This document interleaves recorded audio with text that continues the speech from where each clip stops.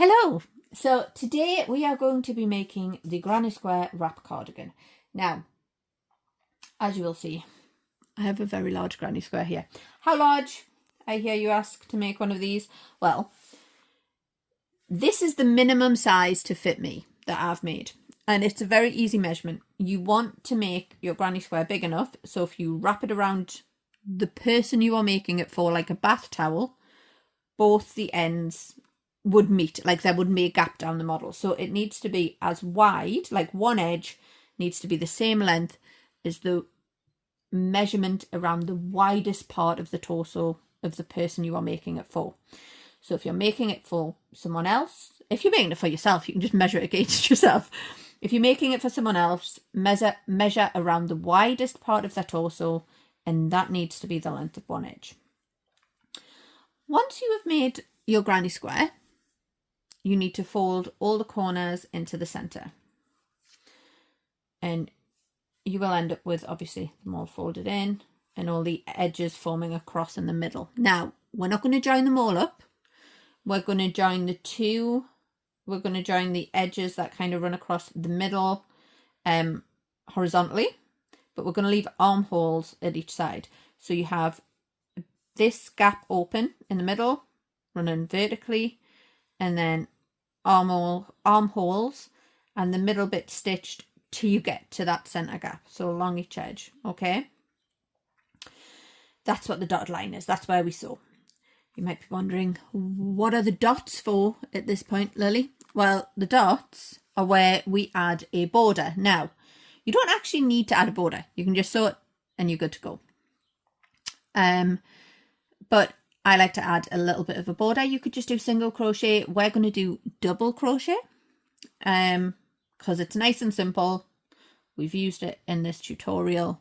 I will link to the tutorial to make a standard granny square because we did that last month, a couple of months ago. But yeah, there is a tutorial for that, which is very easy, so you can follow that. So yeah, we're just going to do a standard double crochet. Now, the other option you have is to extend the arms. We are going to do that. We are going to do a little bit of an arm extension so you can see how that works. But yeah, again, it's optional. You can extend them for as long as you want, as short as you want, however works for you. So the first step is to get your giant granny square made. And you can use any granny square pattern. We've used a traditional one because I think it's one of the easiest ones to do this with.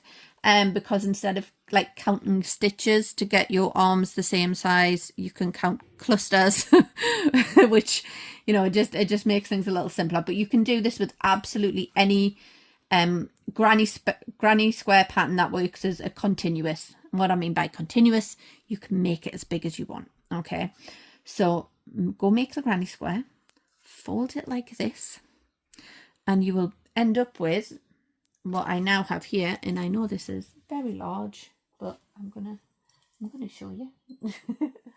Now, I've already put some stitch markers in this. Stitch markers are not essential, but I do think they help. So you can see where I've got everything kind of folded into the center here. So this is going to be the bottom. This is where the head and neck's going to be. And then you can probably just about see these little blue tabs. There's one here, there's one here. And that marks my armholes at the side. So the first thing I'm going to do is just going to make sure, what side do I want in, what side do I want out. I may actually flip this round because I want to have this.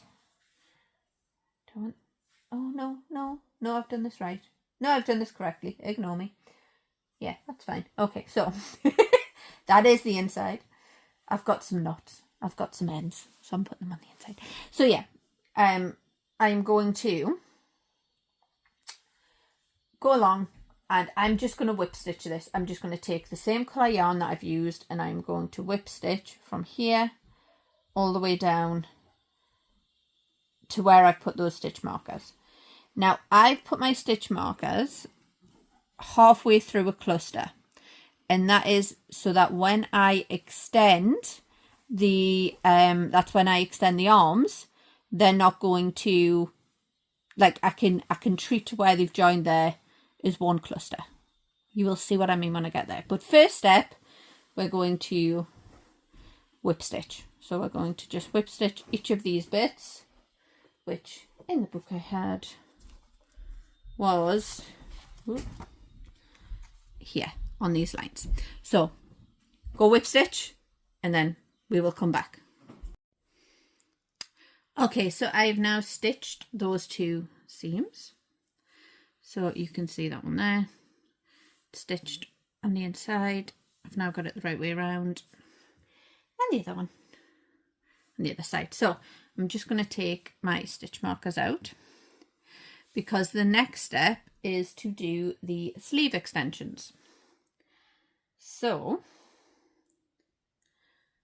sleeve extensions. So I'm just going to do 4 rows. I'm going to continue my pattern and do 2 rows of green and 2 rows of this, 2 rows of green and 2 rows of this dark terracotta.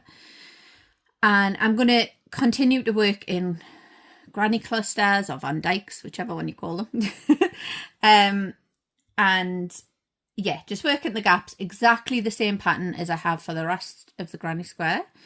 Where I've joined these two, I'm just going to treat these gaps as gaps and work into them and one over the top. So this may come together a little more, but that's fine. So I'm going to do that on both sleeves, and I'll come back and show you what that looks like before we go through adding the border. Okay, so now I've gone and done my little arm extensions. So here they are. You can see, starts from there and comes, sorry. This is what happens when I don't have the camera right in front of me. So starting from there, and we've got the little 4-row arm extension.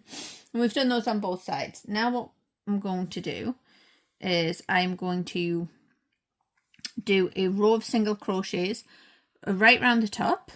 So around the edges of each of the little sleeves. And then I'm also going to do a row of double crochet on this big center section. So on the center opening, which also forms the neck and the bottom on this, because it's a big cocoon.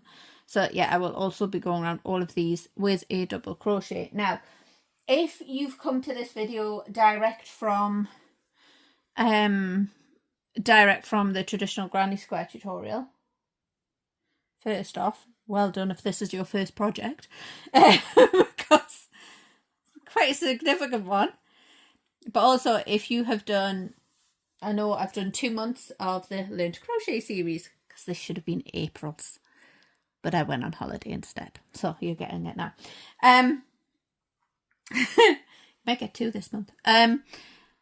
So yeah, we haven't yet done actually working into a stitch. We've always done working into gaps. So I shall show you how to do that. So I'm starting all of mine in line with where the center seam is, just because it puts everything on the same bit. So I've put a little slip knot in. So I've got one loop on, and then I'm just going to twist another, come through. No, I'm not. No, I'm not, idiot. No, I'm not. I'm going to slip it on first. So I'm just going to put it through, pull it, and slip it on. There we go. Then I am attached. I am in. And now I am just going to work around. So when you are, like, this is into the gap, so I don't mind going through there. You know what? No, I will show you it properly. We will go into the stitch. So instead of working in the gaps, we're going to work into the stitches. So the stitches are, if you look at the top of a piece of crochet, you'll see there are these little V's. And that is a stitch. This one doesn't look like a V because it's the first one, it's where I joined, but that's the one we're going to start with. So I'm going to pull a loop through there and just slip stitches onto the piece of work. There are other ways you can do that. Don't come for me in the comments. Okay, so we've slip stitched on. And now, because this is our first one, I'm just going to chain 3 to start. Okay, now from here on in, we're going to be working into stitches. So you basically find the pair of stitches, the little V on the top, and this is a really awkward angle to work out. Let me get the needle in Yummy, and then I will show you.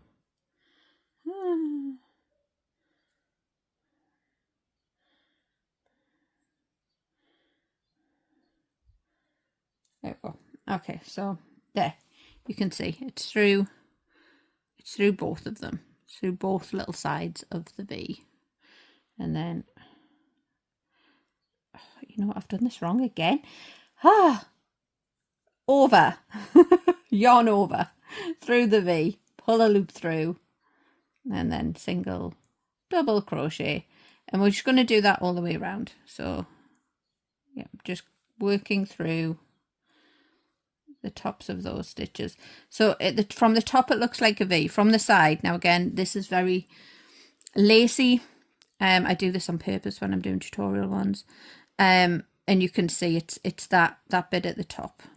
So it's a V from the top. There's actually like 2 from this angle as well.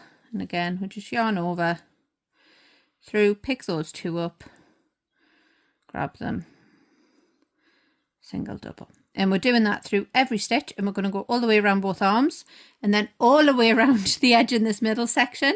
And then that will be our cardigan done once we've worked in some ends. So I'm going to go do that, and then I will come back and show you. Hello. Okay, we have finished playing yarn chicken, because seriously, that's all that is left. Okay, so you can see what that looks like here on that edging. Obviously we did it around the whole center as well. You can see where it's neater. It doesn't stand out as much. You can see it better here. So that's what we've done. So now I'm just going to go and weave my ends in and tidy this up, and then I'll show you what it looks like.